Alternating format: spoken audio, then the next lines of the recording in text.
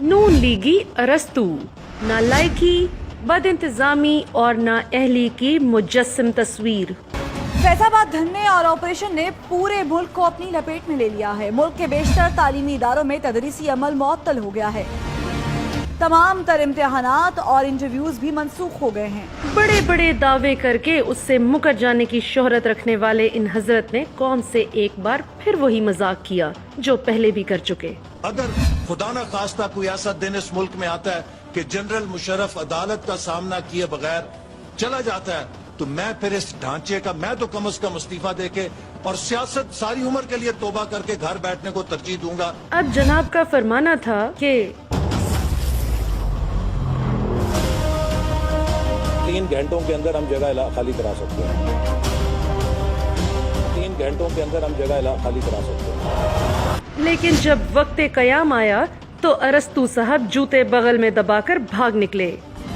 वफाकी वज़ीर दाखिला एहसन इकबाल ने फैजाबाद धरने के खिलाफ ऑपरेशन से लाताल्लुकी जाहिर कर दी। कल का ऑपरेशन किसके हुक्म पे हुआ, कौन उसको कोऑर्डिनेट कर रहा था? कल का जो ऑपरेशन है वो इस्लामाबाद इंतजामिया हाई कोर्ट ऑफ इस्लामाबाद के अहकामात की रोशनी में बराह रास्त कर रही थी। आपके हुक्म पे नहीं हुआ? नहीं। हत्ता के धरने का इल्जाम भी कभी भारत और कभी तहरीक इंसाफ पर लगाते रहे, लेकिन चोर अपने ही घर से बरामद हुआ। तो तहरीक लब्बैक के जो सरबराह पीर अफजल साहब है, उनका ये कहना था कि ठीक है, बाकी सारी बातें आपसे हो गई हैं, वहाँ पे जाके ये दोनों चीजें भी हल हो जाएंगी तो हम दुआ करके वापस आ जाएं।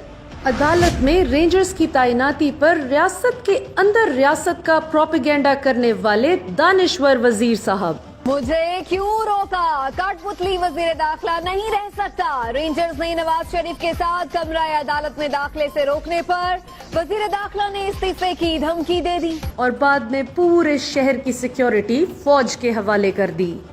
फैजाबाद धरने के वाले से आपको अपडेट करेंगे। हुकूमत ने फौज को तलब कर लिया है। वजारत दाखिला ने नोटिफिकेशन जारी कर दिया है। सवाल ये है कि इस सलाहियत का इंसान 20 करोड़ अवाम के मुस्तकबिल की मंसूबाबंदी करने वाली वजारत का 4 साल सरबराह रहा।